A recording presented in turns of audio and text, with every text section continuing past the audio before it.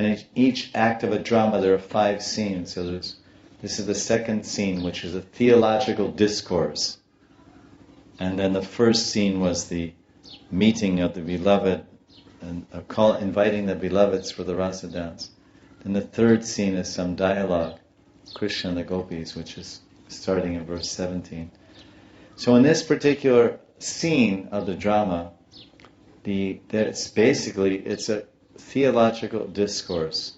It's a philosophical discussion about the tenets of religion and dharma, how someone attained Krishna, and how the gopis, the sadhanas of the gopis are representing certain points.